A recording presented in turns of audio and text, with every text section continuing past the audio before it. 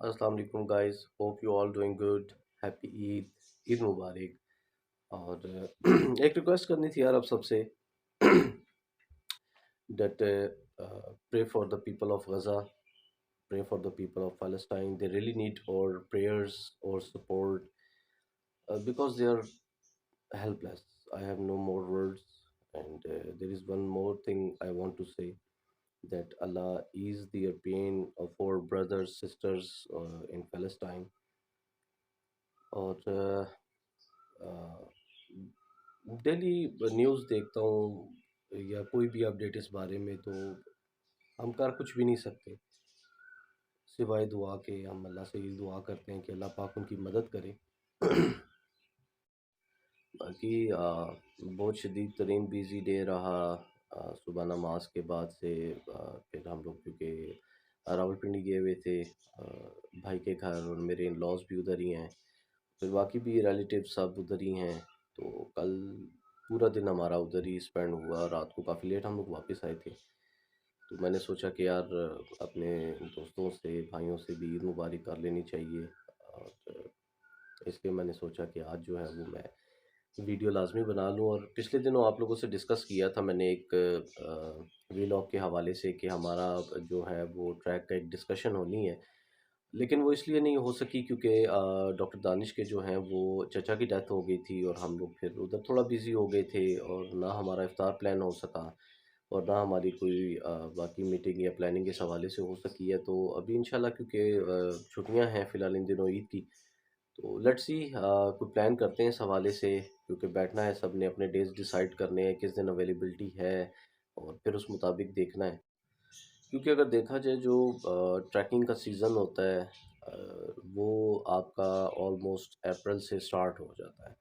अप्रैल से लेके और सितंबर स्टार्ट तक, हाँ ऑलमोस्ट सितंबर तक जो है ना वो ट्रैकिंग का टाइम होता है, क्योंकि इसमें सीज़न ओपन होता है। बहुत सारी जो है वो बर्फ़बारी पिघल चुकी होती है, कई जगहों से तो मौसम साफ़ हो चुका हुआ होता है। लेकिन बीच में ट्रैकिंग के लिए जुलाई और अगस्त डेंजरस भी बहुत होता है, क्योंकि बरसात का मौसम होता है, बारिशें बहुत ज़्यादा होती हैं, उस एरिए में लैंडस्लाइड होता है बहुत ज़्यादा। तो फिर ट्रैकिंग के लिए बहुत मुश्किल हो जाता है, क्योंकि अगर कहीं पे भी बारिश ज़्यादा होगी है, थोड़ी सी भी लैंडस्लाइड होगी है, तो हमारे लिए आगे बढ़ना या फिर वापस मुड़ना बहुत मुश्किल हो जाता है। तो इसलिए अभी ये एक परफेक्ट सीज़न जो है वो फर्स्ट जो अप्रैल से स्टार्ट होता है, ये तो बहुत ज़बरदस्त होता है उसके लिए। तो अभी हमारा जो एक वो ट्रैक फाइनल हुआ है, प्रिपरेशन ट्रैक, वो मुनरो ही फाइनल हुआ है। मुनरो हम लोग इंशाल्लाह जाएंगे। और पहले तो हमारा प्रोग्राम था कि अप्रैल के एंड डेज़ में हम लोग जाएंगे, लेकिन क्योंकि बीच में मुदस्सिर भाई और राहिल भाई ये दोनों थोड़ा सा बिज़ी हैं, और हमारे जो इमरान भाई हैं उनका भी भाई की शादी चल रही है। तो फिर हमारा डिसाइड ये हुआ है कि माइट भी हम लोग मई के फर्स्ट वीक में जो है ना वो जाएं। तो अभी ये है कि ये डेट्स फाइनल नहीं हुई, लेकिन ट्रैक फाइनल हो गया कि ये प्रिपरेशन ट्रैक जो है हम लोगों ने वो मुनरो ही जाना है।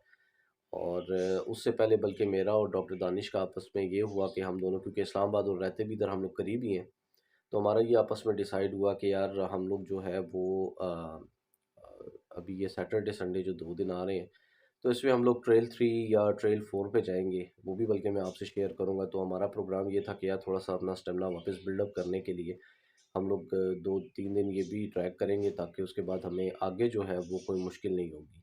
और अगर मुन्नो ट्रैक की बात करूँ तो ये जो मैंने सुना है कि आई थिंक 1960s में ये बंद किया गया था ट्रैक। और और अभी रिसेंट ही केपीके गवर्नमेंट ने इस ट्रैक को जो है वो ओपन किया है, और अभी इसको हमारा जो है ना वो एक्सप्लोर करने का इरादा है। बल्कि हॉफ ट्रैक जो है बालाकोट साइड से या नारायण साइड से अगर देखा जाए, तो वो तो डॉक्टर दानिश वगैरह ने एक्सप्लोर किया हुआ है, मैंने तो इस साइड को बिल्कुल भी नहीं किया हुआ। तो उनके लिए हॉफ ट्रैक जो है वो बिल्कुल न्यू है, और मेरे लिए पूरे का पूरा ही न्यू है। तो वो प्लान अब हमारा किस तरह से डिस्कस होगा, क्या क्या उसमें होगा, क्या क्या हमें उसमें चीज़ें हमारे जो है वो गेयर्स क्या क्या रिक्वायरमेंट होंगी हमारी, वो सब भी आपसे डिस्कस करेंगे। क्योंकि अभी अगर रोड के हवाले से बात करूँ तो जो हमें पता चला है, या मतलब इतनी डिटेल तो है कि शिंक्यारी तक तो रोड प्रॉपर है। उसके बाद कुंड बंगला तक ऊपर जो है वो ऑफ रोडिंग आई थिंक कोई 18 किलोमीटर्स की है।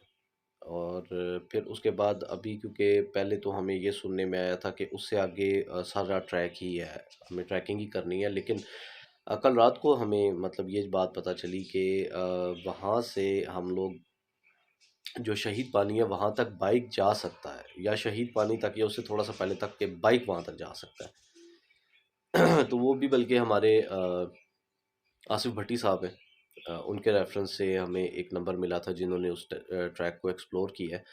तो उनसे भी कांटेक्ट हुआ तो उन्होंने भी इस बात को कंफर्म किया है। तो ये हमारे लिए मतलब एक अच्छी बात भी है कि चलो अगर इतना आगे तक बाइक जा सकता है तो जो फिर एरिया हमें एक्सप्लोर करना है वो हम इजीली कर सकते हैं। तो अभी देखते हैं क्या होता है, बल्कि माइट भी आज रात को डॉक्टर दानिश से फिर मुलाकात भी हो, तो उस टाइम भी मैं अगर हमारी इस बारे में डिस्कशन होती है तो मैं ज़रूर वीडियो बना के आप लोगों से शेयर करूँगा। बाकी एंड पे यही कहना चाहूँगा कि सब अपना ख्याल रखिएगा बहुत सारा, अपना भी और अपनी फैमिलीज़ का भी। मेरी तरफ से एक बार फिर से ईद मुबारक।